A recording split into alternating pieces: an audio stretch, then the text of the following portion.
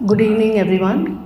मैं अब एहसास वुमन इंदौर सुरभि धुपर से रिक्वेस्ट करूंगी कि वे यहाँ आएँ और have a welcome note. Surabhi. नमस्कार, वेलकम। मुझे लगता है इंदौर स्वच्छता के साथ साथ एक और चीज़ में आगे आना चाहिए, वो है समय के पाबंद। We request and we actually take care of everyone's time, so we are starting the program on time. Prabha Khaitan Foundation की ओर से मैं सुरभि धुपर आप सभी का एहसास वुमन इंदौर की तरफ से वेलकम करती हूँ। प्रभा केतान फाउंडेशन कोलकाता में स्थित एक गैर लाभकारी ट्रस्ट है, जिसकी स्थापना 1980 के दशक में प्रख्यात साहित्यकार, सांस्कृतिक कर्मी, सामाजिक कार्यकर्ता, नारीवादी डॉक्टर प्रभा केतान ने की थी। अपने संस्थापक के इस सुनहरे दर्शन कर्म ही जीवन है या काम ही जीवन से प्रेरणा लेते हुए फाउंडेशन ने साहित्य, कला और संस्कृति के क्षेत्र में सर्वश्रेष्ठ कार्यक्रमों को संचालित करने में 40 वर्षों से भी अधिक समय की शानदार यात्रा की है। वैश्विक मानचित्र पर अपने बेहतरीन अनुभवों के साथ फाउंडेशन ने कदम दर कदम बढ़ाते हुए अपनी पहचान बनाई है। पुस्तक विमोचन, लेखक से मुलाकात, उत्तेजक पैनल चर्चाएं और वरिष्ठ और बाल लेखकों के लिए साहित्य उत्सवों का आयोजन कर फाउंडेशन साहित्य और भारतीय भाषाओं को प्रोत्साहित करता है। अपने साहित्यिक प्रयासों के अलावा फाउंडेशन की कुछ संस्कृति पहले हैं जो भारतीय नृत्य, गीत, संगीत, दर्शन कला और दास्तान गोई की विरासत को प्रदर्शित करता है। फाउंडेशन की कुछ बेशकीमती साहित्यिक पहलों में An Author's Afternoon, The Write Circle, Kalam, Aakhar, the universe rights और लफ्ज शामिल हैं। आप जैसा कि जानते हैं, कलम भी एक उन्हीं का ये एक पहलू है जो आज हम वार्तालाप करने वाले हैं। सुर और साज, ठेठे ठेठे और चौपाल जैसे सांस्कृतिक पहलों का उद्देश्य है देश की बहुमुखी सांस्कृतिक विरासत को प्रदर्शित करना। हमें खुशी है कलम इंदौर में आज हमारे साथ अतिथि के रूप में प्रत्यक्षा सिन्हा जी उपस्थित हैं। मैं उनका स्वागत करती हूँ, हार्दिक अभिनंदन करती हूँ और मैं चाहती हूँ कि वो मंच पे आएं।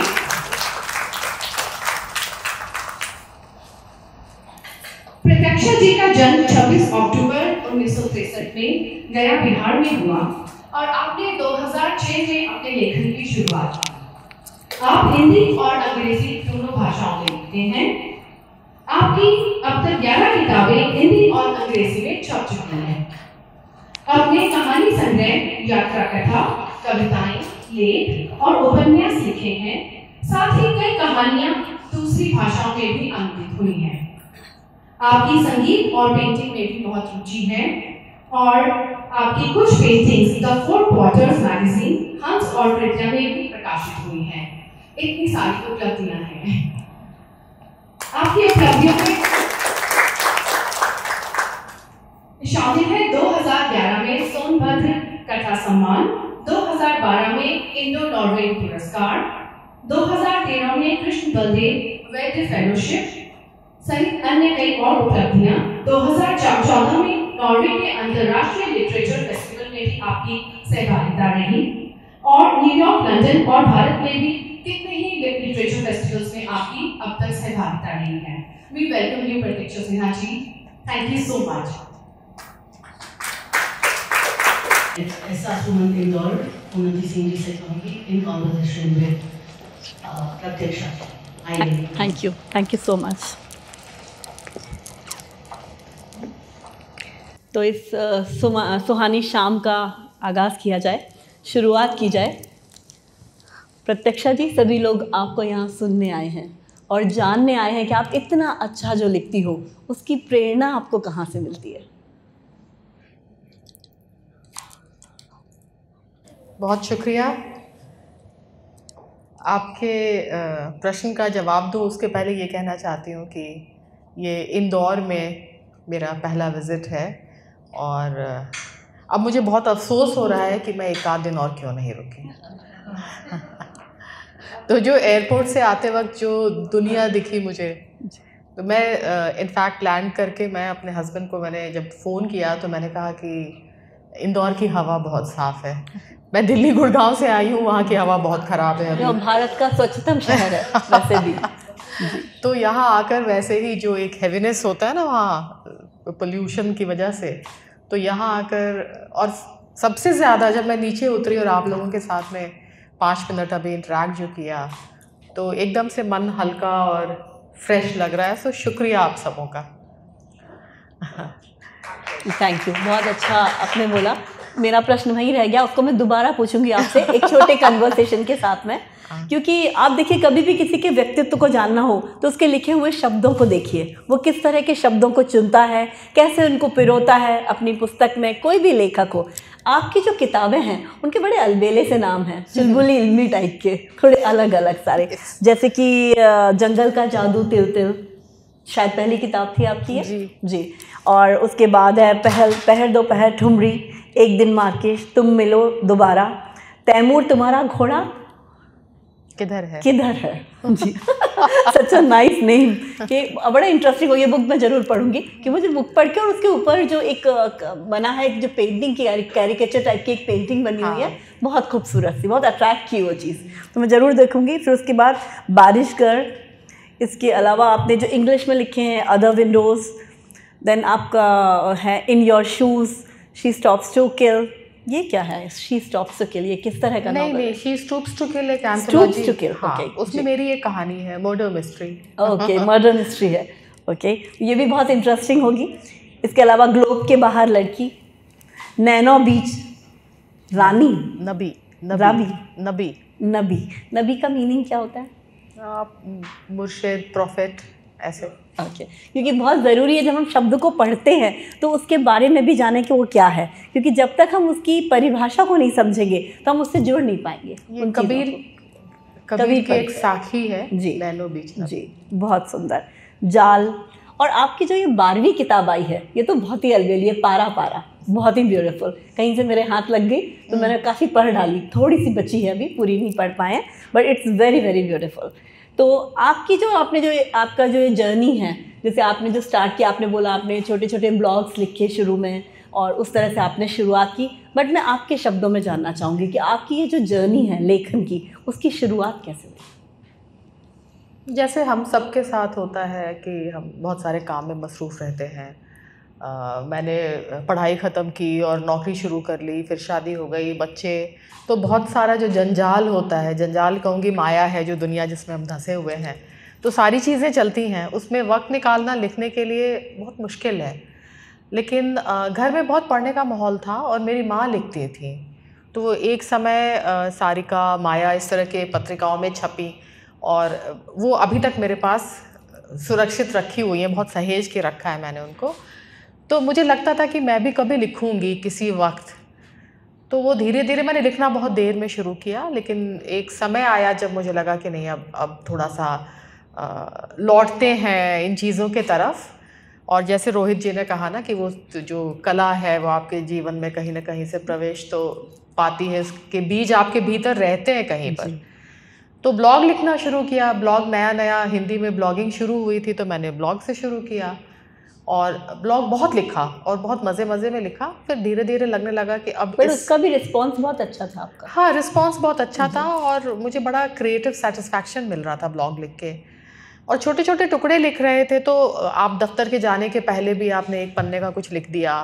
जैसे कहानी और उपन्यास तो बहुत समय खोजता है, लेकिन ब्लॉग में इतनी दिक्कत नहीं थी, तो छोटे छोटे टुकड़े तो मैं लगभग रोज़ एक ब्लॉग पोस्ट करती थी एक समय पर।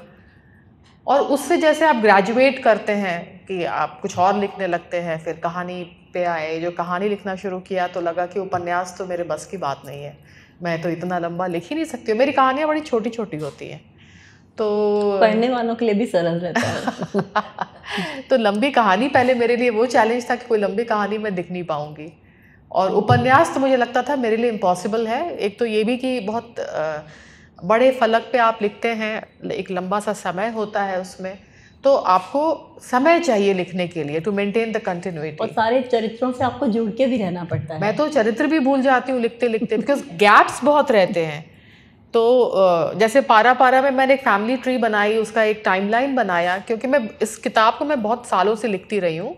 कहीं लिख के छोड़ दिया एक पॉइंट पे, फिर छूटा रहा बहुत सालों तक, फिर उठाया, तो उसमें जो किरदार के नाम थे वो भी बदल जा रहे थे, याद नहीं रहता था कि क्या नाम रखा था मैंने, या किस सिचुएशन में मैंने कहानी छोड़ी है उसको आगे बढ़ाना। तो वो चैलेंजेस तो उपन्यास लिखने में हैं, क्योंकि नौकरी भी मैं फुल टाइम कर रही हूँ और घर जैसे सब हम लोग मोस्टली विमेन हियर, तो हम लोग घर भी करना पड़ता है और आप सब चीज़ों को लेकर चलते हैं। तो इस तरह से अब लगता है कि अभी किसी ने कहा कि कोई कहानी दीजिए, तो मैंने कहा कहानी तो मैं लिख नहीं रही, अब मैं उपन्यास ही सोच रही हूँ। तो दैट इज़ माई जर्नी। आप उसको ज़्यादा एंजॉय कर रहे हैं उपन्यास को लिखने में भी? हाँ, क्योंकि बहुत सारा फैलाव, आपको स्पेस मिलता है उसमें अपने आप को प्रॉपरली एक्सप्रेस करने के लिए on a longer time frame, तो वो अच्छा लगता है। बट एक चीज़ मैं यहाँ पे जानना चाहूँगी, जैसे उपन्यास जब भी हम लिखते हैं तो सभी कैरेक्टर के अंदर हमको घुसना पड़ता है, कोई भी कैरेक्टर हो, चाहे वो किसी भी तरह का हो, किसी भी स्तर का हो उसके। तो जैसे आप भी एक स्त्री हैं, तो मैं समझ सकती हूँ स्त्री के मनस्थिति को समझना बहुत सरल है, बट पुरुषों की मनस्थिति को कैसे समझती हैं आप? मैंने ना इंसिडेंटली बहुत ऐसी कहानियाँ लिखी पहले जो कि पुरुष के तरफ से लिखी। तो वो जो मतलब अगर आप लिख रहे हैं और कल्पना कर रहे हैं, तो सबसे बढ़िया बात है कि आप ट्रांसेंड कर सकते हैं, आप टाइम, स्पेस, जेंडर सबको ट्रांसेंड करते हैं। तो हम ऐसे जगहों पे चले जाते हैं जो हम कभी गए नहीं, है ना, और उसके बारे में लिखते हैं। तो बच्चे के व्यू पॉइंट से लिखते हैं, नज़रिए से, पुरुष के इससे, तो वो अंदर घुसकर उसके स्किन में जाके, उसके मन में जाके सोचना कि इस स्थिति में वो कैसे रिएक्ट करेगा, वो करना बहुत क्रिएटिव मज़ा देता है। जी, बट आपको लगता है कि हमारे जो परिवेश होता है घर का, बचपन हमारा जहाँ गुजरा है, जिन लोगों के बीच हम रहे हैं, अगर वो उस तरह की चीज़ों को पसंद करते हैं, साहित्य से जुड़ाव है, किताबें पढ़ना पसंद करते हैं, उसका प्रभाव कहीं ना कहीं हमको बहुत उम्दा लेखक बनाता है? आपको क्या लगता है? हाँ, मुझे लगता है जितना हम पढ़ते हैं, जितनी दुनिया जानते हैं, वो हमारे सोच को उतना व्यापक करता है, एक फैलाव मिलता है, और हमको ये मालूम है कि ऐसी चीज़ें होती हैं। अगर हम बहुत एक नैरो विजन में कोई दुनिया देख रहे हैं तो हमको सिर्फ उतना ही मालूम है, लेकिन जितना आप ज़्यादा लोगों से भी जैसे मिलते हैं, अलग अलग जगह जाते हैं, आप तो बहुत घूमती हैं जी। तो जितना आप ज़्यादा दूसरे देश, अपने देश, जितने जगहों में जाएं और उनका कल्चर देखें और लोगों से बात करें, उतनी दुनिया आपके सामने खुलती जाती है। और कभी कभी मुझे लगता है कि लेखक बनने के बाद मैं थोड़ी see what's the right word, intrusive हो गई। मैं पूछ लेती हूँ, लोगों की कहानियाँ पूछती हूँ। पहले मैं बहुत झिझकती थी कि मैं it's like intruding into the privacy, लेकिन शायद लेखक बनना आपको ना एक लिबर्टी देता है, छूट देता है कि आप सबसे सबकी कहानियाँ सुनना चाहते हैं। बिल्कुल सही है, क्योंकि कोई भी कहानी आपको इंस्पायर कर सकती है, कुछ भी एक वर्ड ट्रिगर कर जाता है कभी जी। कभी। तो कभी आपने रियल कैरेक्टर के ऊपर भी कोई बुक लिखी है जो असल में चरित्र रहे हों आपकी पुस्तक के? मैंने कुछ कहानियों में किया है, बट वो असल चरित्र पूरे असल नहीं है, उनमें बहुत सारा कल्पना का मेलजोल है, बहुत सारे 3-4 लोगों का फ्यूजन है। और एक तरीके से मैं बार बार ये बात कहती हूँ, जैसे एक आइसबर्ग है और उसके नीचे का हिस्सा छुपा रहता है, तो कल्पना और फैक्ट, इन दोनों के बीच की जो दिख रहा है वो शायद थोड़ा फैक्ट है, उसके नीचे बहुत सारी कल्पना घुसी हुई है। और आप एक किरदार रचते हैं, एक परिस्थिति को क्रिएट करते हैं, तो उसमें कोई एक परिस्थिति या एक एक्चुअल पर्सन नहीं होता। सही बात है, क्योंकि ये जो पर्सनैलिटी हमारे सामने बैठी हुई हैं, ये सिर्फ लेखिका नहीं है, कवित्री भी हैं, पेंटर भी हैं, बहुत अच्छी पेंटिंग्स भी करती हैं, और आवाज़ भी आपकी बहुत अच्छी है। अपनी कविता की कोई पंक्ति आपको याद हो, कुछ आप बोलना चाहें यहाँ पर, क्योंकि हम लोग एंजॉय करेंगे उसको। ऐसे ना मैं कुछ भी याद मुझे नहीं रहता, मुझे खोज कर पढ़ना पड़ेगा। कोई बात नहीं, हम आगे बढ़ते हैं, आगे की तरफ चलते हैं। तो अब जो आपकी जो 12वीं किताब आई है, उपन्यास है ये आपका, अगला भी आप जैसे बोल रही हैं आप उपन्यास ही लिखना पसंद करेंगी, अगला जो भी है उसकी तैयारियां चल रही होंगी। कुछ हमारे इंदौर से भी उठाइए, शायद कोई कहानी मिले आपको यहाँ पर। हो सकता है यहाँ कोई किरदार आ जाए। जी, चलिए, बहुत अच्छा। और आपकी जो मैंने एक इंटरव्यू भी सुने हैं और आपको सुना है मैंने बोलते हुए, और जो चीज़ें उसमें आपने जिक्र किया है अपने माँ के गांव का, जहां आप जा नहीं पाई अभी तक, मगर आपको बहुत आपके मन में बसा हुआ है कहानियों के ज़रिए, जैसा माँ आपको चित्रित करती थी, आपके मस्तिष्क में वो सारे चित्र बने हुए हैं और उनका आपने शब्दों में भी अपनी किताब में जिक्र किया है, उसके बारे में कुछ बताएंगे? माँ अपने गांव का बहुत जिक्र करती थी और बचपन उनका वहीं बीता, और जब वो बहुत कहानियाँ कहती थी गांव की तो हम लोग सुनते थे। मैं हमेशा, मेरे अंदर एक रहस्यमय किस्म की एक दुनिया क्रिएटेड थी जो हो सकता है सच ना भी हो, लेकिन आप सुन सुन कर एक बचपन से आपने एक अपने दिमाग में इसको और बहुत बड़ा और फैला लिया। तो और वो बताती थी कि वहाँ बहुत उनके एक छोटी सी ज़मींदारी थी, तो एक लाइब्रेरी था, बहुत किताबें थी, तो किताबों के बारे में बात करती थी। मुझे लगता था कि मैं सिर्फ किताबों को देखने के लिए वहाँ जाना चाहती हूँ। और इतनी कहानियाँ सुनी और मैं हमेशा कहती थी कि एक बार चलना है माँ के साथ, लेकिन वो कुछ अनफॉर्चुनेटली कभी हो नहीं पाया। 2-3 दफ़े हमने प्लान बनाया बट नहीं हो पाया और हम नहीं जा पाए, लेकिन वो जगह मेरे मन में बसी हुई थी। और जो इस किताब पारा पारा में जब आप लोग पढ़ेंगे तो उसमें जो किरदार हैं, उसमें कुछ किरदार उन्हीं लोगों के ऊपर आधारित हैं जो मेरी माँ लोगों के बारे में बात करती थी, बट बहुत स्केची। तो उस पर मैंने फ्लैश एंड ब्लड डाला और उसको लिखना शुरू किया, और मुझे लगा कि जैसे एक ट्रिब्यूट है मेरी माँ को, उस गांव को, उस जगह को। तो मैंने किताब में लिखा भी, एक कविता है इथका करके।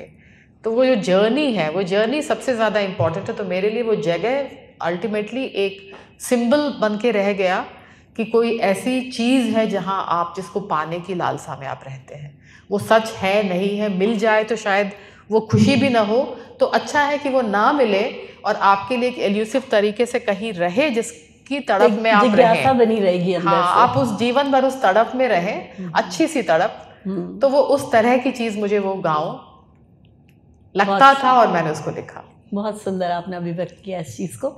और आपकी जो किताब मैंने पढ़ी उसमें बहुत मुझे ऑनेस्ट लगी वो बुक, बहुत ईमानदारी से आपने लिखी है, क्योंकि स्त्री के चरित्र को जिस तरह से आपने बनाया है, बताया है, और जिस तरह से वो दो पुरुषों के बारे में सोचती हैं, उनकी मनस्थिति किस तरह की है, और जो एंड पूरा पढ़ नहीं पाएंगे तो एंड के बारे में बात नहीं कर पाऊंगी, बट आपने जिस तरह से बताया कि वो किस तरह से सोच रही है, क्या चाह रही है, बहुत बहुत ईमानदारी से आपने उसको बताया है। और बड़ी अच्छी आपने एक बात भी बोली कि स्त्री अच्छी या बुरी नहीं होती, स्त्री स्त्री होती है।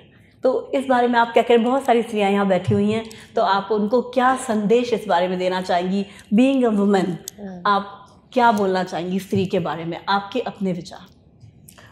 हम लोग कितने सालों से एक सेकेंडरी पोजीशन है स्त्रियों का, इस देश में ही नहीं पूरी दुनिया में। और मुझे बहुत बहुत स्ट्रेंज लगता है कि ऐसा कैसे हो गया। कितना बेसिक फंडामेंटल राइट है कि हम लोग इक्वल रहें, man and women, and yet कितनी चीज़ें हैं, कितने हम लोग तो फिर भी प्रिविलेज्ड विमेन जो यहाँ बैठे हैं सारे लोग, बहुत चीज़ें हम लोगों को मिली हुई हैं, फिर भी हम लोग एकदम से ऐसा बोलें कि हम लोग इक्वल हैं, नहीं कह सकते। लेकिन आप सोचिए कि जो गांव में, देहात में, कस्बों में और बड़े शहरों में भी, बहुत अच्छे घरों में भी स्त्रियां बहुत दोयम दर्जे में रह रही हैं, बहुत सारा एक्सप्लॉयटेशन हो रहा है, और कई बार फिज़िकल अब्यूज़ नहीं है तो मेंटल अब्यूज़ तो होता ही रहता है। और ये चीज़ मुझे बहुत बहुत हैरान करती है। यहाँ पर थोड़ा सा आपका एक और बात जानना, आपको क्या लगता है कस्बों में, गाँव में और शहरों में, इन तीनों में अगर हम देखें तो स्त्रियों की स्थिति कहाँ ज़्यादा दृढ़ है, मतलब सुदृढ़ है, कह सकते हैं, अच्छी है?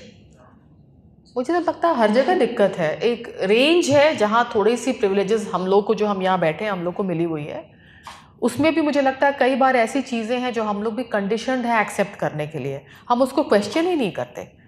तो वो खुद को सबसे पहले हमको अपनी कंडीशनिंग को अनलर्न करना होगा। बहुत सारी चीज़ें माएँ भी कहती हैं, बेटियों को कहेंगी, कोई मेहमान आया कि तुम जाओ चाय बनाओ, बेटा बगल में बैठा है। तो इस तरह की चीज़ें बहुत नॉर्मल तरीके से, हम भी बचपन में ऐसे ही बड़े होके आए, इसी तरह से चीज़ें होती थी। और मैं रिएक्ट करती थी, मैं कहती थी मैं पढ़ रही हूँ, वो भी पढ़ रहा है, तो जब मैं उठ सकती हूँ वो भी उठ सकता है। लेकिन ये चीज़ें बहुत लगता था ऐसी क्या बात है, इसमें इतना हंगामा मचाने की क्या बात है। तो घरों का माहौल भी हमारा ऐसा ही था। लेकिन धीरे धीरे हम लोगों ने सीखा कि नहीं, ये कंडीशनिंग है, इसको हटाना है। सबसे पहले मुझे अपनी कंडीशनिंग हटानी है।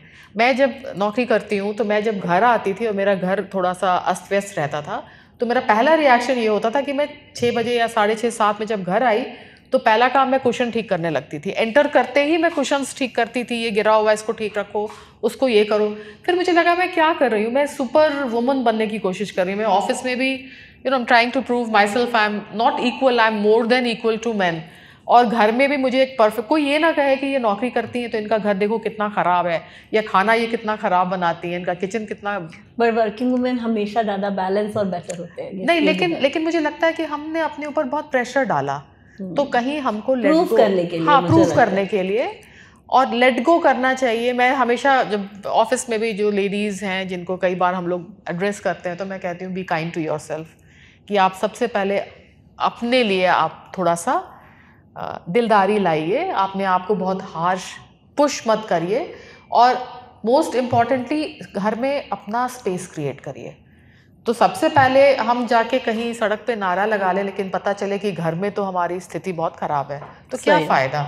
तो पहले हम अपने घर में अपने पति, अपने स्पाउस से एक ऐसा सिचुएशन क्रिएट करें कि जहाँ वो स्पेस मिले हमको। बच्चों को सिखाएं कि वो हमको हमारे काम को रेस्पेक्ट करें। तो सबसे पहले तो खुद से स्टार्ट होता है, फिर अपने घर से नेक्स्ट, और फिर जब इसके बाद आप आगे बढ़ते हैं तो अपने आसपास की औरतों।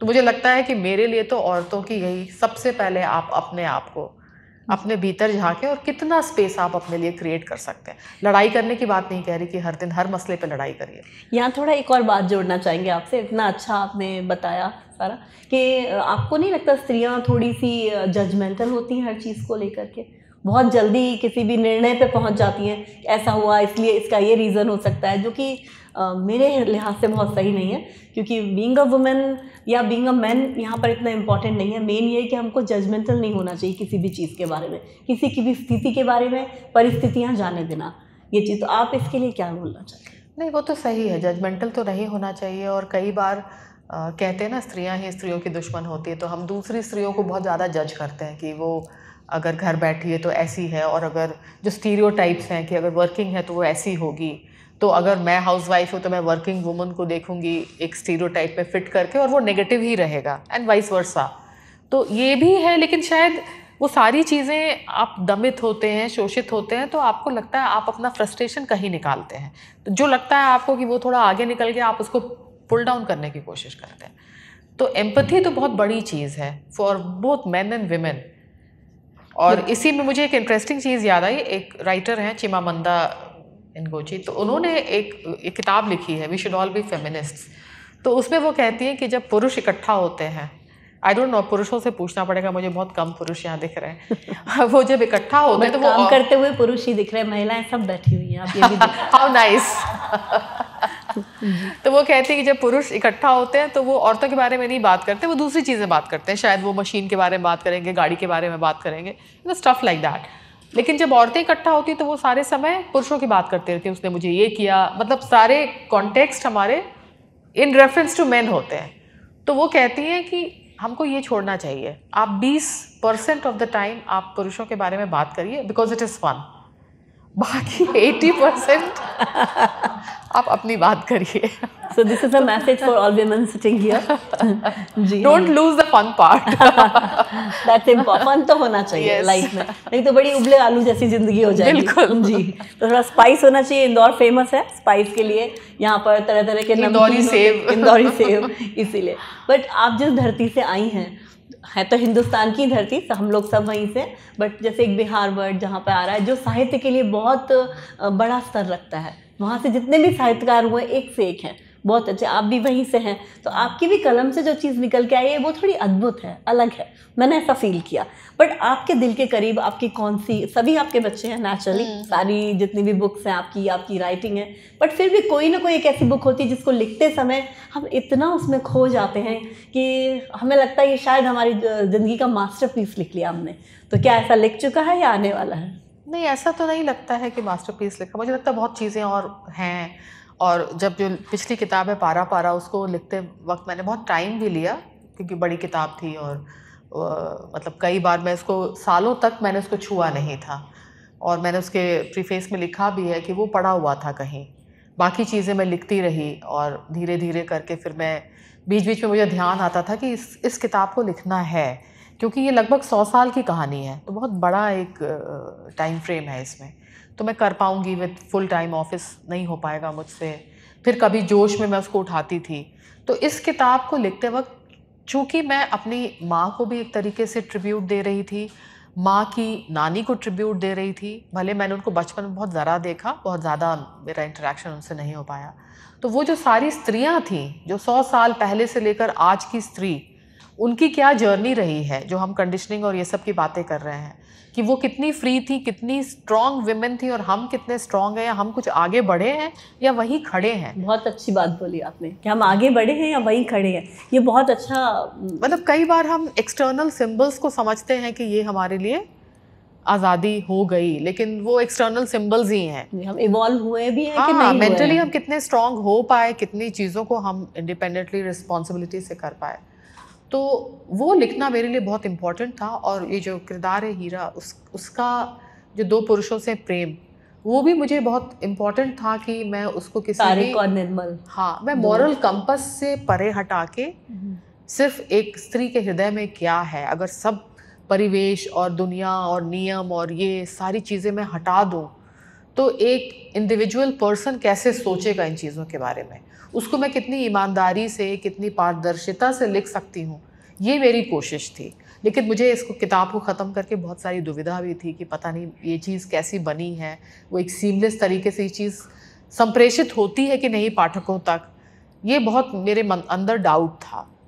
पर मुझे लगता है इसमें आपकी माँ का, उनकी नानी का बहुत बड़ा आशीर्वाद भी रहा है, क्योंकि हाँ, बिल्कुल वो आशीर्वाद नेचुरली आपकी लेखनी में आ जाता है फिर कहीं ना कहीं से। जी, तो हम यहाँ पर बहुत सारी लेखिकाएं भी बैठी हैं जो लिखती हैं और इंस्पायर होती हैं दूसरी लेखिकाओं से मिल कर के, और लिट फेस्ट होते रहते हैं। आपने देखा इंडिया में काफ़ी लिट फेस्ट होते हैं, बहुत अच्छे स्तर पे होते हैं, साहित्य होता है, और वहाँ पर आप देखेंगे तादाद जो है ना, वहाँ पर भी मेल फीमेल का अगर हम देखें तो आज की तारीख में बराबर ही होती है। मुझे ऐसा नहीं लगा कि मेल ज़्यादा है फीमेल कम है, ऐसा नहीं है। कई बार तो फीमेल 4 होती हैं, 1 मेल होता है, ऐसा भी हुआ है, कई बार ऐसा भी देखा है। तो आपका इस बारे में कोई अनुभव हो तो प्लीज़ बताइए कि आप किसी साहित्य उसमें गई हों, आप जहाँ पर गोष्ठी हो रही हो और वहाँ पर आपको लगा हो कि महिलाएं कम हैं और पुरुष ज़्यादा हैं, और शायद महिलाओं को इतना सीरियसली नहीं लिया जाता, ऐसा कभी फील हुआ आपको? नहीं, ऐसा तो नहीं लगा। मुझे लगता है कि अब हम लोग इक्वल पार्टिसिपेशन कर रहे हैं, बहुत महिलाएं लिख रही हैं आजकल। तो अभी जो साहित्यिक परिदृश्य है उसमें बहुत स्त्रियां हैं जो बहुत अच्छा लिख रही हैं, तो ऐसा नहीं लगता है मुझे। और बड़ी स्ट्रॉन्ग विमेन हैं, सब स्ट्रॉन्गली लिख रही हैं, अपने उपस्थिति को दर्ज करा रही हैं। तो ऐसे ही हमको ये नंबर को और थोड़ा बढ़ाना है। Men we should put them in minority now.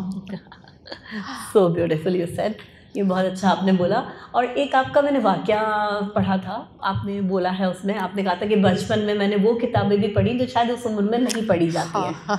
तो इस बारे में आप, क्योंकि सभी के बच्चे भी हैं यहाँ पर, काफ़ी ऐसी लोग हैं जिनके छोटे बच्चे भी हैं, तो और कई बार बोलते हैं आपको ये बुक नहीं पढ़नी चाहिए, या आपके लिए नहीं बनी है, या जो भी है।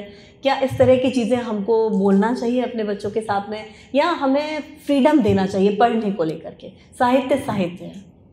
मेरा अपना जो अनुभव रहा कि हम बहुत पढ़ते थे बचपन में, और मेरे पिता जब टूर वगैरह पे जाते थे तो वो खिलौने और कपड़े लेके नहीं आते थे, वो किताबें लेके आते थे। तो घर में मतलब भाई बहनों में लड़ाई होती थी कि इस किताब को पहले कौन पढ़ेगा, ये पत्रिका आई तो इसको कौन पढ़ेगा। और इतना पढ़ते थे तो मेरे घर में कभी ये रोक टोक नहीं हुआ। मैं बहुत आगे की चीज़ें पढ़ती रही, हिंदी में भी, अंग्रेज़ी में भी, और मैंने पॉपुलर भी बहुत पढ़ा और क्लासिक्स भी पढ़ा। तो मुझे याद है कि मैंने सन्स एंड लवर्स बहुत बचपन में पढ़ लिया था। मुझे बहुत चीज़ें समझ में भी नहीं आई होंगी, लेकिन मैंने पढ़ लिया। और मुझे याद है मेरे भाई मुझसे काफ़ी बड़े हैं, तो वो इंग्लिश लिटरेचर में MA कर रहे थे, तो वो बहुत सीरियसली, मतलब मैं द किड सिस्टर थी, but he would talk to me in a very adult fashion कि तो तुमको इसमें कौन सा किरदार अच्छा लगा। एंड मुझे इतना सेल्फ इम्पोर्टेंट फील होता था कि I used to look up to him, जा रहा है आपसे, कि मुझसे पूछा जा रहा है। तो वो एक सेंस था।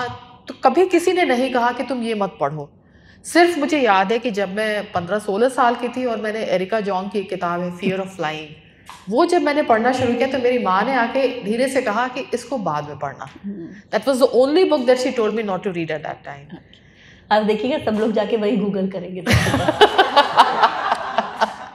होता है जो टैबू है उसके लिए ज़्यादा जिज्ञासा होती है सबके मन में कि क्या है उसके अंदर, किस तरह का है। तो मुझे ये चीज़ अच्छी लगी कि किसी ने, अब मैं बड़ी होके ये बात सोचती हूँ कि चीज़ों को प्रोसेस करने का एक समय होता है।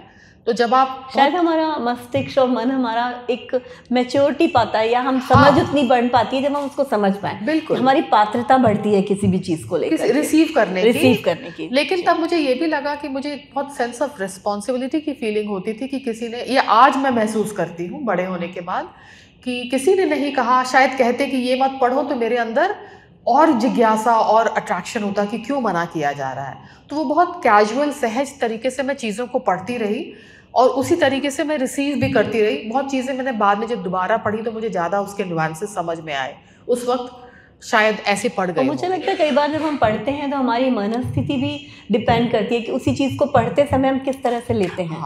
तो कई बार हमें एक ही बुक को हम जब 2 बार पढ़ते हैं तो 2 तरह से हमें फीलिंग आती है, ज़रूरी नहीं हमें सेम फीलिंग आए। ऐसा मुझे कई बार होता है, कई बार किस कैरेक्टर से जुड़ गए तो डिफरेंट फीलिंग रहता है। हम लोग कैसे क्या रिसीव कर रहे हैं, रिसेप्टिवनेस का जो हमारा सिग्नल एंटेना है जी, वो भी अलग अलग समय में अलग तरीके से काम करता है। तो हो सकता है जो चीज़ पहले अच्छी ना लगे वो दोबारा पढ़ने पर। तो ऐसे में लेखन में होता है, चलिए हमने एक किताब लिख दी, पब्लिश भी हो गई वो, मगर कभी कभी हमारे मन में आता है कि इसमें कुछ संशोधन करना चाहिए, थोड़ा सा कुछ करेक्शन किया जा सकता है। किसी बुक को लेके आपके मन में ऐसा आया? मैं तो सोचती रही कि वाह ये मैंने लिख दिया। So beautiful. यानी आपकी सारी जो कृतियाँ हैं वो आपके बहुत मन के करीब भी हैं और अच्छी भी हैं, सारी पढ़नी पड़ेंगी, बहुत ज़रूरी है उसको जानने के लिए।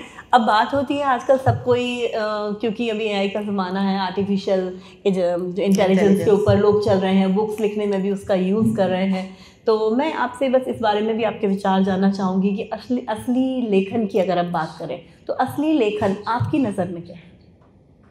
मतलब ये आप आर्टिफिशियल इंटेलिजेंस के रेफरेंस में पूछ रही हैं? एक सिर्फ उदाहरण दिया मैंने आपको, एक बताया कि इस तरह की चीज़ें भी होती हैं, उससे भी लोग हेल्प लेकर के लिखते हैं। वो एक डिफरेंट, क्योंकि ज़माना उसी चीज़ों का है।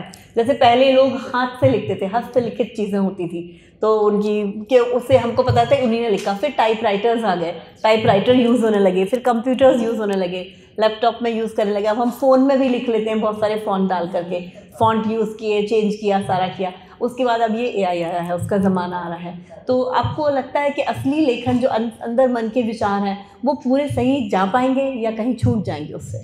नहीं, ये जो पहली बातें आपने कही, हस्तलिखित और फिर टाइपराइटर और कंप्यूटर और ये सब, ये तो एक तरह से डिवाइस है जो चेंज होता रहा। उसमें जो हम सोच कर लिख रहे हैं वो तो वही अपनी सोच है। लेकिन जहाँ तक ChatGPT और AI की बात है, वो तो आपको आपके थॉट को टेक ओवर कर रहा है।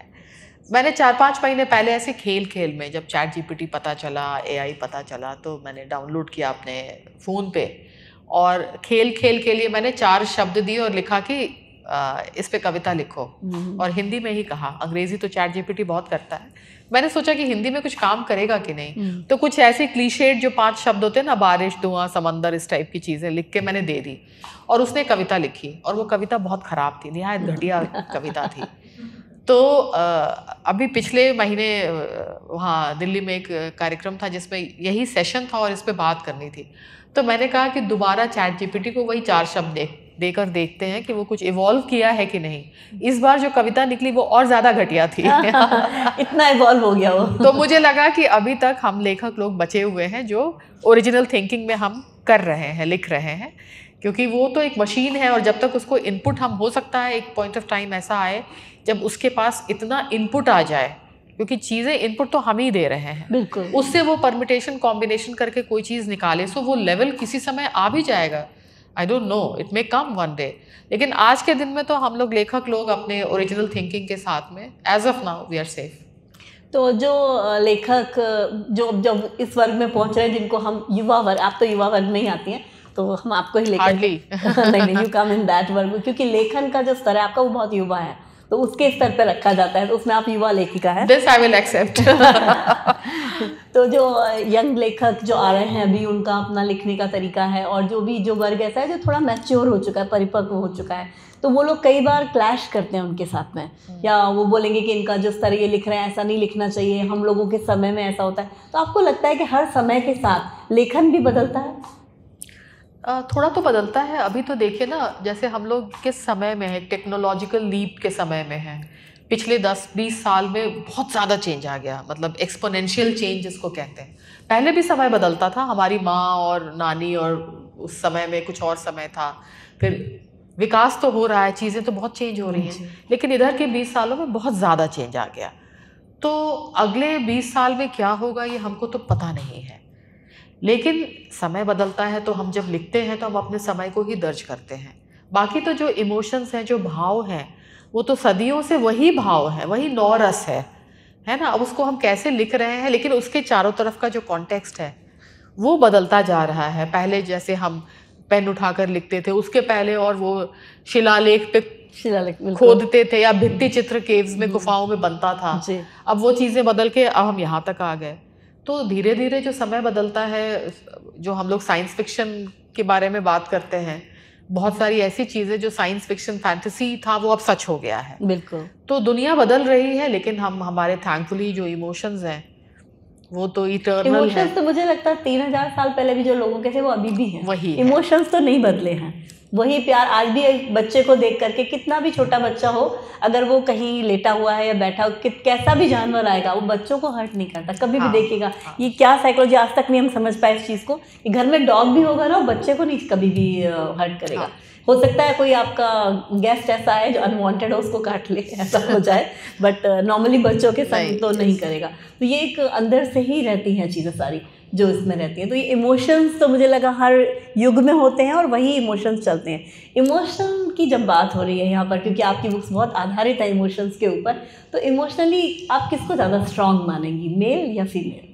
आई थिंक विमेन आर स्ट्रॉन्गर। वो उनमें ना सहने की शक्ति बहुत ज़्यादा है। एक तो बायोलॉजिकली जिस तरह से हम बने हैं जन्म देने के लिए, तो कहते हैं ना कि जो पेन का लेवल है वो चाइल्ड बर्थ का जो पेन है वो शायद नंबर 1 पे आता है। तो हम लोग we are geared to be that, और उसके साथ उसको मेंटली इमोशनली एक बच्चे को दुनिया में ला के नर्चर करने के लिए जितना हम लोगों का मन और शरीर इक्विप्ड है वो पुरुषों का नहीं है। तो मल्टीटास्किंग हम बेहतर कर सकते हैं। हम चीज़ों को, हमारे अंदर सब्र और सहन शक्ति ज़्यादा है, और चीज़ों को एक पर्सपेक्टिव में समझने का भी शायद थोड़ा ये बायोलॉजिकल किस्म की चीज़ है। जैसे वो किताब है ना, main from Mars and women from Venus, so they have certain qualities which is good. जैसे वो जब आजकल तो नहीं है, लेकिन हमारे जनरेशन में जब हम गाड़ी चलाते थे तो गाड़ी पार्क करने में दिक्कत होती थी, बैक करने में दिक्कत होती थी। तो कहीं पढ़ा था मैंने कि वो 17 बार हम लोग गाड़ी को आगे पीछे करते हैं to park it properly, where as a man can do it in 1 go. तो शायद उसमें क्या है कि वो जो हमारा पेरिफेरल विजन बहुत अच्छा है, तो पर मैन का जो स्पेशल विजन है वो अच्छा है। तो इस तरह से पुरुषों के साथ कुछ है। औरत में एक पुरुष होता है अंदर कहीं ना कहीं, आपको नहीं लगता कि एक औरत के अंदर भी पुरुष होता है? दोनों में होता है, दोनों में होता है। पुरुष में स्त्री आती है तो वो ऋषि मुनि बन जाते हैं, साधु हो जाते हैं, आर्टिस्ट बन जाते हैं वो। जी बिल्कुल सही, सॉफ्टनेस आ जाती है। बिल्कुल। और आपने लेखन के बारे में एक और चीज़ आपने बोली है बहुत अच्छी, कि लेखन आपको जो है ना वो मेडिटेशन की तरह भी है, जो आपको आउटर वर्ल्ड से एस्केपिंग में हेल्प करता है। उसके बारे में बताइए, क्योंकि बड़ी अच्छी लाइन मुझे लगी थी वो पढ़ने में और सुनने में, तो थोड़ा उसके बारे में बताइए कि किस तरह से आपको मेडिटेटिव लगा। जब लिख रहे हैं, एकदम उस प्रोसेस में धंसे हुए हैं, तो आसपास क्या हो रहा है वो कुछ समझ में नहीं आता आपको। आप टोटली अपने फिक्शनल वर्ल्ड में चले जाते हैं, आप उस फिक्शनल किरदार के साथ साथ हैं, उसकी दुनिया में आप प्रवेश कर जाते हैं। तो हमारे जैसे दफ्तर है या घर है, जो छोटी मोटी चीज़ें हैं वो उससे आप डिटैच हो जाते हैं। तो एक तरीके का एस्केप है। तो जो लोग, सब राइटर्स लोग जो यहाँ बैठे हैं, आई डोंट नो, आप लोगों ने भी फील किया होगा कि लिखते वक्त आप असली जो आपकी समस्याएं हैं आप उससे विलग हो जाते हैं, आप किसी और दुनिया में प्रवेश कर जाते हैं। It's like role playing. तो द मोमेंट आप अपनी दुनिया से हटते हैं तो एक स्पेस, एक डिटैचमेंट आपके भीतर आता है। मुझे तो बहुत मेडिटेटिव लगता है। मुझे लगता है कि मैं अपनी असली दुनिया भूल गई हूँ, और यही तो मज़ा है लेखक बनने का कि you can go into any space. खुशियाँ भी छोटी चीज़ों में ही होती हैं। हाँ, आप किसी भी दुनिया में प्रवेश कर सकते हैं ना। कितनी बड़ी बात है कि आप कल्पना से कहीं भी चले जा सकते हैं, कोई भी जगह, कोई भी टाइम, कोई भी कैरेक्टर, कहीं पे भी आप कुछ भी हो सकते हैं। कितना पावरफुल। हाँ, ये कितना आप लिमिटलेस है। जहाँ आप नहीं जा सकते वो आप सोच के जा सकते हो उस जगह पे। सही बोला, इट्स लिमिटलेस। इसको जितना पॉजिटिवली हम यूज़ कर सके, इससे बहुत आपकी जो पर्सनैलिटी है उसमें बहुत चेंजेस आते हैं। और ये लिखना ही नहीं, मुझे तो लगता है संगीत में भी आपने देखा होगा जो बहुत शास्त्रीय संगीतकार वगैरह होते हैं वो ट्रांस में चले जाते हैं। जी, आप तो कायस्थ फैमिली को बिलोंग करते हैं जी, तो वहाँ वो तो बोला ही जाता है कि उसमें ऐसा होता ही नहीं घर में एक इंस्ट्रूमेंट बजाना और सबको ही आता है, ये रहता ही है बिल्कुल से। मेरी माँ बहुत अच्छा गाती थी। हाँ, आपने बोला है किसी इंटरव्यू में अपने ये माँ के, आप भी गाती हैं? मैं नहीं गाती है, और ये मुझे सबसे जो एक दुख है, एक रिग्रेट है लाइफ में कि मैं गा नहीं सकती, मेरे सुर ही नहीं है। आवाज़ मगर बहुत अच्छी है, सीखने की कोई उम्र नहीं होती। जी, तो आपके बहुत सारे जो राइटर्स हैं, जो पढ़े, जो साहित्यकार हमारे हुए हैं, उनके बारे में भी आपने बताया कि आपको बहुत पसंद थे। जैसे राई मासूम रज़ा जी के बारे में आपने बोला था, गीतांजलि श्री के बारे में आपने बोला, देन जो हमारे वो थे विनोद कुमार शुक्ल जी, उनके लिए आपने बोला फणीश्वर रेणु जी। बहुत सारे हैं जिन्होंने आप सब लोगों ने भी पढ़े होंगे और सबके अपने प्रिय होते हैं, क्योंकि हम अपनी जो पसंद की चीज़ों को खुद ही चुन लेते हैं, हो जाता है वो, हमारी माइंड एक्सेप्ट करने लगता है सारा।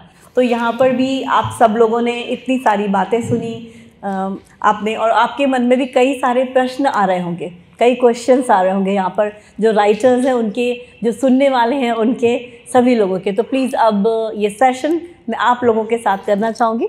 सुचित्रा जी, तो आपके जो भी प्रश्न हो पूछिए और आप प्लीज़ बोलिए, तो इट विल बी मोर कि जो भी प्रश्न मन में आ रहा है पूछिए। प्रश्न होता है, जैसे स्त्री अच्छी या बुरी नहीं होती, स्त्री होती है, वैसे ही प्रश्न भी अच्छा या बुरा नहीं, प्रश्न होता है। जी, यहाँ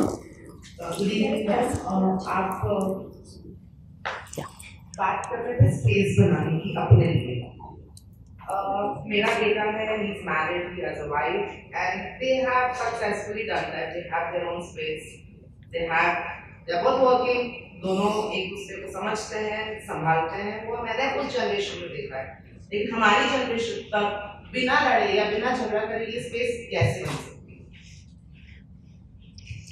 और जो कहते हैं ना कि क्योंकि जब सामने वाले इस जनरेशन के लोग, मेरी एज की जनरेशन की बात करती, the men do not understand the concept of space for women. Yeah, agreed. To an extent, उनको ऐसा लगता है कि सब कुछ तो है, खुश क्यों नहीं? So they do not understand the space concept. तो उसके लिए क्या करना चाहिए? मैं एक अपना एग्जाम्पल देती हूँ। I think we are the same generation only, और हमारे previous generation had it even tougher, है ना। तो हर जनरेशन में थोड़ा थोड़ा छोटे छोटे कदम हम आगे बढ़ रहे हैं। मैं जब कई बार ऐसा होता था ना घर में कि मेरे हस्बैंड बोलते थे कि अरे ये फ्रिज में ये कौन सा खाना कितना दिन का पुराना है, क्या है, you know, one day he will go into the kitchen and से ऑल दिस। तो मैं बहुत रिएक्ट करती थी, जैसे ऑफिस से थक के आई और मुझे लगता था कि ये मेरे ऊपर कहा है कि तुम घर नहीं देख रही, मतलब ठीक है कुक है तो, लेकिन फ्रिज में इतनी चीज़ें, कौन 3 दिन की पुरानी चीज़ें पीछे रखी हुई हैं, समबडी शुड सुपरवाइज जैसी बात। तो मैंने अपनी कंडीशनिंग में क्या किया, मैंने सोचा कि घर को चलाने का जिम्मा तो मेरा है प्राइमरीली, तो अगर मैं खुद तो नहीं ही कर रही हूँ, मैं कुक को डायरेक्ट भी नहीं कर रही हूँ कि तुम देख लो कि क्या है, तो मैंने अपने आप को ब्लेम करना शुरू किया and I would get very stressed out. Then one day एकदम जैसे वो एपिफेनी मोमेंट होता है ना, आई सडनली थॉट कि हम दोनों काम कर रहे हैं, हम दोनों थक के आते हैं वापस, तो किचन फ्रिज कुछ भी चीज़ देखना सिर्फ मेरा जिम्मा मैंने अपने सर पे क्यों मान लिया। तो आज से मैं इस चीज़ को छोड़ती हूँ। तो मैंने अपने हस्बैंड को बोला कि ठीक है, अगर तुम्हें 3 दिन का पुराना कोई चीज़ दिख रहा है तो instead of you know announcing it, simply निकालो, पुट इट आउटसाइड। तो तुम मुझे बता रहे हो, you want me to do it, what do you want. बिना लड़े मैंने कहा, आराम से कहा। ही सेड कि नहीं, but I was not blaming you. I said okay fine, तो तुम ब्लेम नहीं कर रहे थे, लेकिन मैं तो अपने ऊपर ले रही थी, तो कहीं मेरी गलती भी इसमें है। अगर तुम्हारा इंटेंशन वो नहीं था तो मैंने अपने अज्यूम कर लिया कि ये मेरा काम है। तो मैंने कहा कि ठीक है, आगे से अगर तुम ये बोला मत करो। इसलिए मैं तो जनरली बोल रहा था। ऐसे डोंट से जनरली ऑल्सो। आपको लग रहा है कि कोई चीज़ ख़राब हो रही है, you just take it out and throw it, because you are equally responsible for the house as I am. खुद की इज्जत खुद करनी पड़ेगी तभी बात। लेकिन मैंने ना वो देखा कि जिस दिन मेरे दिमाग में ये बात आई ना, इट टुक लॉन्ग ईयर्स। ऐसा नहीं कि तुरंत मैंने कर दिया, मैंने हाल फिलहाल ही किया है, 5-6 साल पहले इसको। So honest.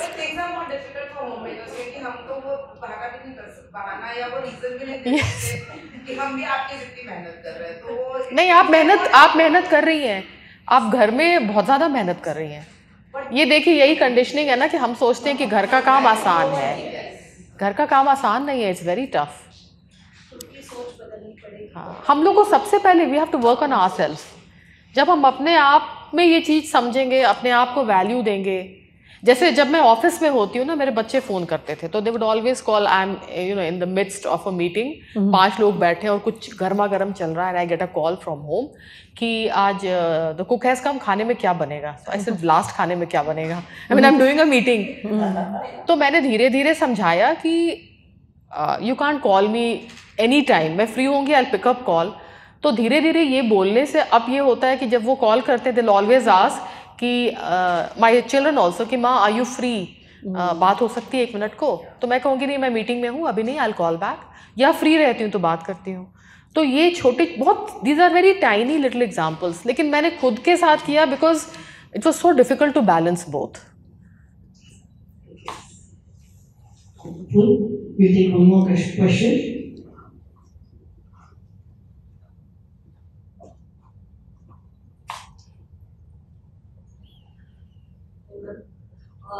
मैम एक्चुअली मुझे खुद को पढ़ने का बहुत शौक है एंड मैंने इंदौर में एक विमेन के लिए बुक क्लब चालू करा हुआ है and we are almost about 50 to 55 women in that book club and हम महीने में एक बार मिलते हैं, एक बुक डिसाइड करते हैं, वो बुक पढ़ते हैं एंड अगली मीट में हम उस बुक को डिस्कस करते हैं, सब अपने व्यूज़ रखते हैं उस बुक पे एंड कभी हमारे को कोई स्पीकर या ऑथर मिल जाता है जो हमको वो बुक बेटर एक्सप्लेन कर पाए तो हम उसको बुलाते भी हैं। एंड उस बुक क्लब में हर एज ग्रुप की फीमेल्स हैं, from the newly married to our age group and उसमें हाउसवाइफ्स भी हैं, वर्किंग वुमेन भी हैं, सब टाइप की फीमेल्स हैं। मैम उसमें मुझे सबसे बड़ा इशू आज की तारीख में भी ये आता है कि जब भी मैं क्लब में कोई हिंदी की किताब सजेस्ट करती हूँ, चाहे वो पतली भी हो, 25 पेज की भी हो, 30 पेज की भी हो, इतना बड़ा नो या एक हिंदी पढ़ने के लिए इतना बड़ा रिएक्शन आता है कि हिंदी क्यों, कि हमको समझ नहीं आएगी, आदत नहीं है, हिंदी में क्यों पढ़ना है। एंड कुछ किताबें ऐसी हैं जो शायद इंग्लिश में कभी आपको अच्छी ही नहीं लग सकती, वो इमोशन से नहीं होते उनमें, जैसे मृत्युंजय हो गई या भगवद गीता हो गई, ये आप इंग्लिश में पढ़ के कभी समझ ही नहीं सकते। पर मैंने शायद मेरी क्लब को 4 से 5 साल हो गए चालू हुए हुए, मैं आज तक कोई हिंदी की किताब उसमें सजेस्ट नहीं कर पाई हूँ। एंड एक तो हमारे पास हिंदी की राइटर्स भी हैं, females who are writing in Hindi, and वो भी नहीं अपनी बुक शायद एक्सप्रेस भी नहीं कर पा रही क्योंकि people don't want to read in Hindi. So I just want to understand from you how to get this hitch of not reading a Hindi book, या अगर आपसे मैं पूछूं तो आप कि मैं कैसे वो आता है कि मैं हिंदी में लिखूंगी और लोग पढ़ेंगे। नहीं, ये तो हिंदी में लिखना मेरे लिए तो खास करके लौटना था अपने रूट्स के तरफ, क्योंकि ऑफिस में जब काम कर रही थी तो सिर्फ अंग्रेज़ी में ही लिखती थी, फाइल्स और नोटिंग्स एंड व्हाटएवर सब अंग्रेज़ी में होता था। तो मैं हिंदी के बहुत सारे ऐसे शब्द भी भूल रही थी जो हम घर में इस्तेमाल करते थे बिहार में, और दिल्ली आकर मेरी हिंदी भी दिल्ली वाली हिंदी हो गई थी। तो आप वो होता है ना कि आप शुरू में कंफर्म करना चाहते हैं तो आप वैसी भाषा भी बोलने लगते हैं। मैं अपने बिहार के शब्दों को छोड़ के मैं उसको रिप्लेस करती थी जो दिल्ली की हिंदी में इस्तेमाल होता था। तो शुरू में मैंने ऐसा किया, फिर मुझे लगा कि ये तो मेरे शब्द खोते चले जा रहे हैं, आप इस्तेमाल नहीं करेंगे वो निकल जाएंगे। तो जब मैंने ब्लॉग लिखना शुरू किया तो मेरा सबसे पहला प्लेजर ये था कि मैं अपनी भाषा पे लौट आई, और वो एक जर्नी था अपने आप को रीडिस्कवर करने का, अपने बचपन से अपने आप को कनेक्ट करने का। तो मेरे लिए वो जुड़ाव हिंदी में वापस लौटने का ये हुआ। और चूँकि मैं बाइलिंगुअल लिखती हूँ, अंग्रेज़ी भी लिखती हूँ, लेकिन मेरे पास हमेशा ये मन रहता है कि मैं कुछ चीज़ें तो हिंदी में ही लिख सकती हूँ, उसको मैं अंग्रेज़ी में सोच भी नहीं सकती। तो वो कभी कभी थॉट आता है कि ये अंग्रेज़ी, ये वाला एक इस तरह की दुनिया है जो हम अंग्रेज़ी में बेटर लिख पाएंगे, लेकिन मेजरली तो मैं हिंदी में ही लिख रही हूँ। अब ये जो आपका वो क्लब वाली दिक्कत है, मुझे लगता है कि may be you can do podcast, audio books आप करा सकते हैं। आप इस बार आप लोग को बुलाइएगा, I will read one book for them. मैं हिंदी की किताब उनको पढ़ती हूँ। हाँ, आप ना ऑडियो बुक्स कराइए, बिकॉज पढ़ने में बहुत लोगों को हिचक हो रही है। सुनने में हम लोग तो हिंदी बात करते हैं ना। ऑडियो बुक्स भी जैसे इफ आई वुड प्रेफर, मैं तो वो पढ़ने चाहिए पढ़ने के लिए। आई नो नहीं, पर पहला जो हिच है ना कि टू गेट इनटू इट, तो मुझे लगता है जैसे मैं अभी ऑफिस जाती हूँ, मेरा ऑफिस दूर है 1.5 घंटे की दूरी पे, तो मैंने ऑडियो बुक्स डिस्कवर किया कि 1.5 घंटे आप क्या करेंगे, कितना संगीत सुनेंगे।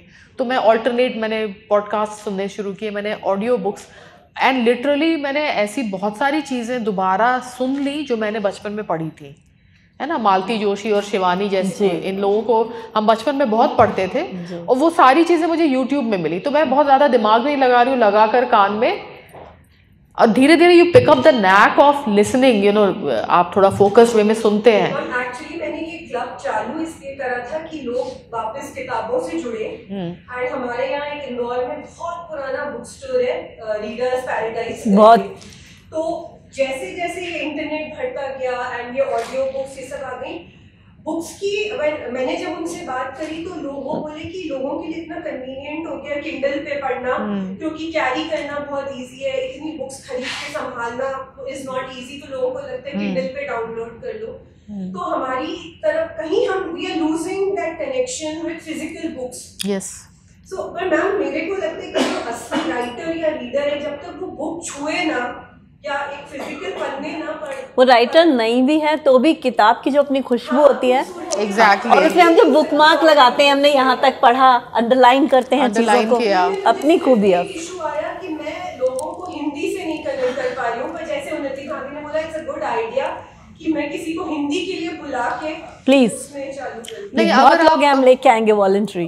आप अगर ऑडियो से स्टार्ट करिएगा ना तो प्रोबेबली एक इंटरेस्ट जगेगा, और then they will move towards reading the book. Suchitra ji वो भी कुछ पूछना चाह बात कर रहे थे, तो आपसे कभी बात हुई कि भाई किताब हाथ में नहीं हो तब तक तो पढ़ने का मजा ही नहीं आता कि एक और क्वेश्चन थी। नमस्ते मैम, मेरा नाम प्रतिभा मित्तल है और कैम्ब्रिज से हुई। मैम मैं जो उन्होंने क्वेश्चन किया था कि हम धीरे धीरे एक छोटा स्टेप ले रहे हैं, हम कैसे बैक करें अपनी जो हक अधिकार तो बहुत दूर की बात जाती है, अपना प्रेजेंस अपना होना कैसे दूर करें, वो भी थोड़ा टफ होता रहा है हमारी नानी दादी, और स्पेशली जब मैं अपनी बात करती हूँ तो मेरा जो एक्सपीरियंस रहा है 35-37 ईयर्स शादी का, उन्होंने भी को हर चीज़ बताई है कि जब भी हम अपनी कोई प्रेजेंस ऐसा होम मेकर उठाते हैं तो उसमें ये होता है कि मैं पैसे देता हूँ, मैं खर्चा चलाता हूँ, तो वहाँ पर हमारा जो वर्किंग होता है वो कहीं ना कहीं जीरो माना जाता है, पैसा ज़्यादा फर्स्ट प्रायोरिटी पे आ जाता है, और इसलिए शायद कहीं ना कहीं हम डॉमिनेट फील करते हैं। तो मैं चाहूँगी कि उस पर आप कुछ करें। Thank you very much.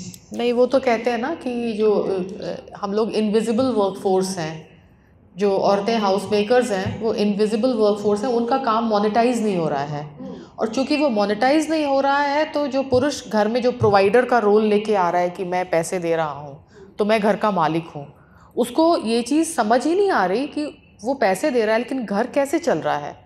Running of the household is no joke, है ना। और लोगों को लगता है कि घर में ये तो ऐश करती हैं, लेकिन ऐश नहीं करती हैं, सारे समय आप काम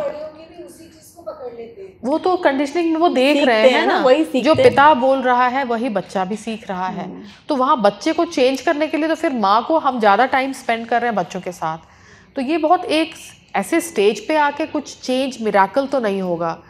आप अपने पति को या किसी को भी आप एक पॉइंट तक ही समझा सकते हैं, और स्पेस क्रिएट करने की बात थ्योरेटिकली बहुत सुंदर है, लेकिन हर बार प्रैक्टिकली नहीं भी हो पाती है, क्योंकि आपका जो पार्टनर है वो आप उसको कितने भी प्यार से समझा रही हैं, वो नहीं समझना चाहता, तो आप उसको मार पीट कर तो नहीं समझाएंगी। So ultimately it looks very ideal कि आपने अपना स्पेस क्रिएट कर लिया। छोटी छोटी चीज़ों में हम कर भी लेते हैं, वो कहते हैं ना कि every war is not to be won and every battle, तो कुछ तो आप कुछ कहीं छोड़ेंगी, कुछ लेंगी। वी हैव टू डिसाइड कि हमारे लिए प्रायोरिटी में इम्पॉर्टेंट क्या है, जिस पर हम थोड़ा सा फाइट करें, और कौन सी ऐसी चीज़ है जिसको हम छोड़ दे सकते हैं। इट्स नॉट सो इम्पॉर्टेंट कि इसके लिए मैं लड़ाई करती रहूँ घर में। तो वैसे करके थोड़ा स्मार्टली हम लोगों को भी काम करना पड़ेगा to understand things. It's very difficult. और ये जो घरों में जो स्थिति होती है ना, उसको काउंटर करना आसान नहीं है, और बहुत वो आपके पूरे पर्सनालिटी को पुल डाउन कर देता है। It's very tough, it's a real problem. लेकिन कहीं ना कहीं हम ही को कुछ करना पड़ेगा। देखिए, जिसको प्रिविलेजेस मिल रहा है वो कभी उसको छोड़ेगा नहीं। हम लूज कर रहे हैं प्रिविलेज, फाइट हम ही को करनी पड़ेगी। अगले प्रश्न की Dr. Vivi Manoj, artist, I think, and I write, or bilingual writer, हालांकि कुछ बुक्स पब्लिश नहीं हुई। बड़ा अच्छा डिस्कशन चल रहा है यहाँ फेमिनिज्म पे, उसमें I think I am also Kayastha and happy to be one, because inculcate हुआ ऐसे मेरी मदर इन लॉ ने। पहला मुझे जब शादी होकर आई, पहला वर्ड सेंटेंस सुनने का, उन्होंने कहा बेटा ना बोलना जरूर सीख लेना। Oh, nice. Wow, very good thing. And I'm lucky to be married to a man who respects women, and I'm proud mom of 2 sons. मेरा बड़ा बेटा looks after the child with more patience than me or his wife. I'm really thankful. All that aside, हमारे ख्याल से हमें खुद को कोशिश करना चाहिए, हम सब underestimate करते हैं। वो part apart, I want to ask you something in person. आपने बड़ा अच्छा एक गांव का जिक्र किया, आपकी नानी का जहाँ रहती रही होंगी, आपकी माँ जहाँ रहती होंगी, और आपने उसको कहा कि आप उसको एक तिलिस्म की दुनिया या एक आप उसको खोजना नहीं चाहती या आप वहाँ जाना नहीं चाहती, क्योंकि आपने जो उसके इर्द गिर्द तिलिस्म बना रखा उसको वैसे। तो मैं जानना चाहती, कभी भी इच्छा नहीं हुई आपकी कि उस गांव को जाके रूबरू देखें, या कैसा है उस समय, कैसा रहा? जाहिर के तौर पे आपकी माँ ने जब आपको बताया होगा तब और अब में तो बहुत अंतर आ गया होगा, शत्रुओं का आस्पद आ गया है। तो कभी ऐसी इच्छा हुई कि नहीं हुई, और नहीं हुई तो क्या लेखक को या किसी को क्रिएटिव उसमें कुछ ऐसे लाइफ में अपना एक कोई ऐसा मकाम रखना चाहिए क्या, जो you can say the forbidden land sort of thing? नहीं, मेरी बहुत इच्छा थी। व्हेन आई वाज यंगर मुझे लगता था कि मैं जाऊं, क्योंकि इतनी कहानियां सुनी थी, इतना रोमांच था उस जगह का। लेकिन बाद में एक स्टेज पे आके जब वो लगने लगा कि इम्पॉसिबल है, आप अपनी दुनिया में मगन हो जाते हैं, अपनी नौकरी है, बच्चे हैं, घर है, 50 चीज़ें हैं जो आपको बांधे रखती हैं। और अब मैं बिहार जाकर फिर वहाँ और इंटीरियर में जाकर उस गांव में जहाँ आप कोई नहीं है, लिटरली मतलब ऐसे ही जैसे होता है सबके साथ ना, गांव छूट जाता है। लेकिन मैं अभी भी I can imagine that place so well in my mind. और बाद में कभी मेरे कज़न ने एक फ़ोटो भेजा उस घर का, and it was like a blurred black and white photo tha, and it was such a shock because that is what I had imagined. That is the house that I had imagined. It was matching with your imagination. Yeah, it was matching. अभी हाल में उन्होंने कहीं खोज खाज के कुछ कहीं से, then she said कि मैं उस घर की, तुम इतना बात करती हो हमेशा, I'm sending you the photograph, and it was the house. और मुझे लगा कि मैंने माँ ने बचपन में ये सब बातें कही, कितने दिन बीत गए, मेरा बचपन बीते कितने साल हो गए, लेकिन वो मैंने लिखना अभी इधर किया उसको, और लिखा तो मैंने उसको कल्पना में बनाया एक, and I can actually see everything that I wrote in my minds I. It is exactly like Mona Lisa, जिसकी रूपरेखा से दा विंची ने बनाई थी। Mona Lisa, and finally the woman was exactly somewhere similar to what he had been. So it is exactly that. Your mother must have been a very good Oh, she was. She had this ability to describe things in great detail. वो बहुत जब बोलती थी तो वो ऐसा नहीं कि ये पानी रखा है, then she would describe the bottle, everything. She had that ability, you know.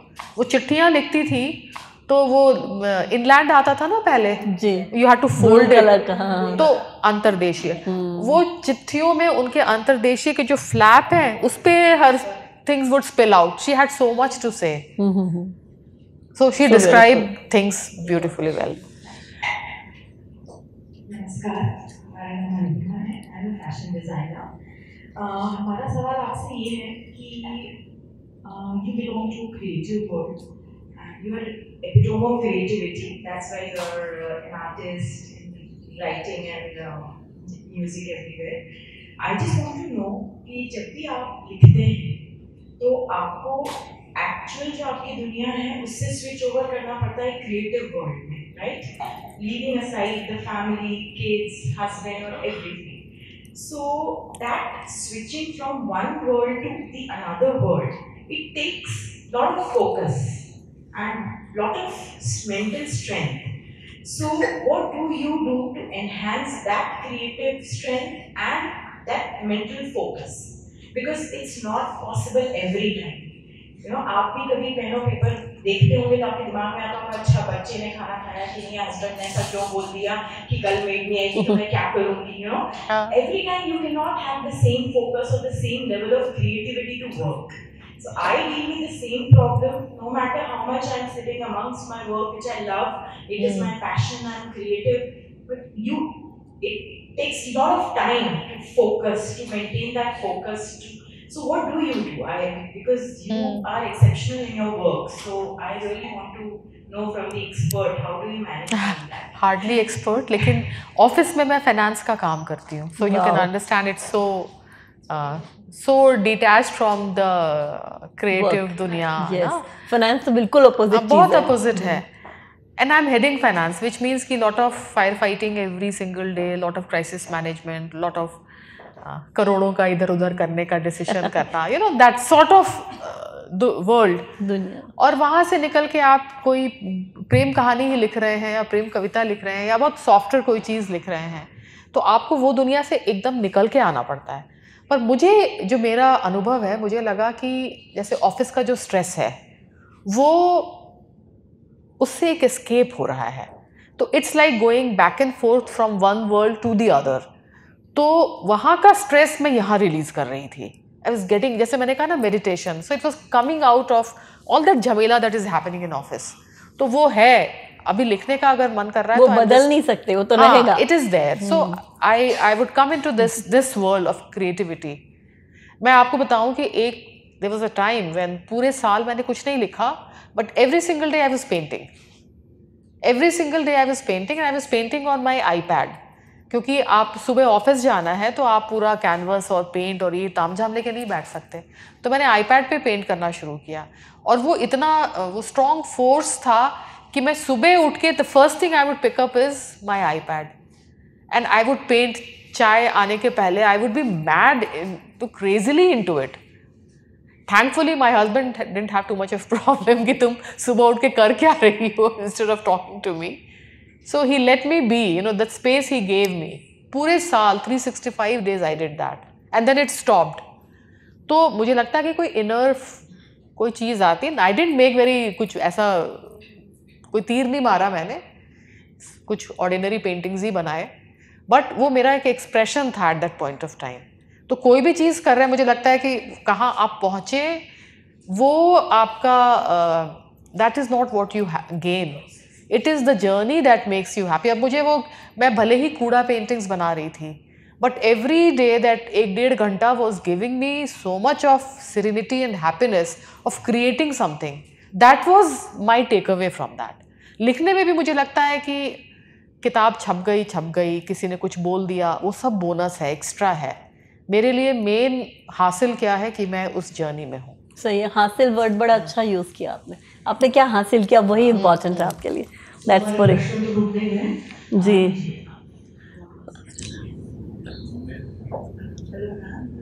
साक्षी सेठिया, मुझे एक चीज़ पूछनी थी. जनरली बोलते हैं जो राइटर्स हैं, या आपको कुछ भी लिखना होता है तो उतना ही आपको पढ़ना भी चाहिए. तो आप कैसे टाइम निकालते हैं पढ़ने के लिए, या आप उतना ही पढ़ते हैं जितना पहले पढ़ पाते थे, और आपकी इतनी engagements रहती हैं दूसरी भी, like you paint also and you write poems also, so for stories, आपको लगता है कि जितना आप ज़्यादा पढ़ते हैं आपकी imagination और ज़्यादा grow होती है. So before writing a book, do you think कि आप ज़्यादा पढ़ते हैं उससे पहले to get into that mode of writing? नहीं, not really. पहले मैं बहुत पढ़ती थी, पहले बहुत ज़्यादा, मतलब पागलपन के हद तक पढ़ती थी. अब वो बहुत कम हो गया है बिकॉज समय नहीं है, और अब मुझे लगता है कि किताब उठाऊं इससे अच्छा मैं लिखना. बचपन की शुरुआत ही किताबों से की है आपने. किताबों से बहुत, पूरी किताबें इतनी पढ़ ली है ना, तो उसका बहुत फर्क पड़ता है. बहुत चीज़ें रही. मुझे लगता है जब हम लिखते हैं तो हम जब नहीं भी लिखते होते हैं तब भी हम लिखने की तैयारी में होते हैं. तो जिस किसी से बात कर रहे हैं, कुछ नहीं भी बात कर रहे हैं, what you are feeling inside, सब एक तरह से लिखने की तैयारी है. और वो जो भी चीज़ आप लिखते हैं वो आपके भीतर से कहीं सम प्रोसेस, कुछ रिएक्शन, केमिकल, ये वो कुछ होके वो चीज़ जो निकलती है वो यू राइट दैट. तो अब पढ़ना कम हो गया है, लेकिन मुझे लगता है पढ़ना चाहिए, सबको खूब पढ़ना चाहिए। आपको बहुत सारी दुनिया पॉसिबल है ये तो पता चल जाता है, आपका दिमाग खुल जाता है। अदरवाइज़ हम लोग बहुत नैरोली सोचते हैं कि बस ऐसे ही होना चाहिए और इतना ही होना चाहिए, एंड देन यू नो कि नहीं, किसी और देश में तो इससे बहुत ज़्यादा कुछ और तरीके से भी लोग रह रहे हैं, सोच रहे हैं। और जब हमारे पास, आप सोचिए हाउ वंडरफुल इट इज़ कि इस दुनिया में जो बेस्ट चीज़ें हो चुकी हैं वो आपको एक्सेसिबल हैं, why let go of it, why जो सही बोला, why not take it and transform ourselves. किस टाइम पे लगता है कि आपकी रीडिंग कैपेसिटी बेटर होती है? रात में? सबकी इंडिविजुअल होती है ये जी। रात ही को मेजरली, सोने के ठीक पहले आप पढ़ते हैं। दो और प्रश्न लेंगे। नहीं, असल में नमस्ते, मेरा नाम ज्योति जैन है, मैं लिखती हूँ और कुछ जो महिला के मुद्दे को लेकर के प्रश्न आए थे तो मैं कुछ लाइनें बस यहाँ सुनाना चाहती हूँ जो आपने यात्रा वाली बात की कि ये कमोबेश स्त्रियों के साथ होता है कि मैं चहचहाती थी, मैं मुखर थी, उसने कहा तुम आजाद हो। मैं आपके लिए ज़रूर कह रही हूँ, मैं चहचहाती थी, मैं मुखर थी, उसने कहा तुम आजाद हो। मैंने तिनका तिनका कर घर सजाना चाहा, उसने कहा खर्चीली हो। मैंने कुछ नहीं किया, उसने कहा निकम्मी हो। मैं चुप रही, उसने कहा गुन्नी हो। मैंने अपनी धरती चाही, उसने पिंजरा बना दिया। मैंने आसमान चाहा, उसने जाल बुन दिया। तो क्या मेरा कुछ नहीं, न धरती न आसमान? वो दरिया दिल हो गया, उसने दरिया दिल दिखाई, कहा जा क्षितिज तेरा। जो दिखाई तो दिया मगर हाथ नहीं आया। तो मैं ये कहना चाहूंगी कि हम महिलाएं इतनी स्ट्रांग होती हैं कि उस क्षितिज को छूने की यात्रा करना ही अपने आप में बहुत बड़ी बात है। तो हम उसको छूने की यात्रा करते रहें, अपने आप को किसी को प्रूव करने की जरूरत नहीं है, खुद इतनी सक्षम है। अपने आप का सम्मान करेंगे तो दुनिया आपका सम्मान करेगी, बहुत सीधी सी बात है। तो आज बहुत अच्छा लगा आपको सुनकर, और मैं दुर्भाग्यशाली हूँ कि अभी तक आपको पढ़ा नहीं है, पढ़ूंगी तो जरूर आपको कमेंट करूंगी। Thank you so much. ये जो बड़ी अच्छी बात बताई, और आपकी चीज़ में जितना मैंने पढ़ा है प्रत्यक्षा जी को यहाँ पर एक बात कहना चाहूँगी, जब भी आप कोई चीज़ अपनी रखते हैं, बताएंगे घर में कुछ भी है, पूछिए कम, बताइए ज़्यादा। ये मेरा फॉर्मूला है। अगर मुझे ट्रैवल करना है तो मैं बताती हूँ कि आई एम ट्रैवलिंग। अगर मैं पूछूंगी तो क्यों, कहाँ, कैसे, कब, बहुत सारे क्वेश्चन मार्क्स आते हैं उसमें सारे, और हम उनको वो लिबर्टी देते हैं। मगर अपने फ्रीडम का हमें कैसे यूज़ करना है और लिबर्टी को कैसे यूज़ करना, वो इम्पोर्टेंट रखता है। बहुत धीरे धीरे उस स्पेस को क्रिएट करना होता है। धीरे धीरे बहुत जी। उससे पहले हम मोमेंटो देना चाहेंगे। ओके, ठीक है, प्लीज़। सो मैं इन्वाइट करना चाहूँगी सीमा ताज जो शैक्षणिक की तरफ से है, प्लीज़ आप मोमेंटो दीजिए प्रत्यक्षा जी। बहुत ही इंटरेस्टिंग मोमेंटो है। Really? This looks so beautiful. ये जयपुर से आया specially. Very nice. Thank you so much. So lovely. After the wonderful session, मैं प्रभा केदार फाउंडेशन और एहसास वुमेन इंदौर की ओर से मैं सुचित्रा धनानी आप सभी का अतिथियों का हार्दिक आभार प्रकट करती हूँ। खासकर हमारी अतिथि प्रत्यक्षा सिन्हा जी का भी तहे दिल से आभार। हम अपने प्रायोजक श्री सीमेंट को भी आभारी हैं। हम आभार व्यक्त करते हैं कलम इंदौर के hospitality partner Sheraton grand palace और मीडिया पार्टनर नई दुनिया का। Thank you so much. Thank you. It was wonderful.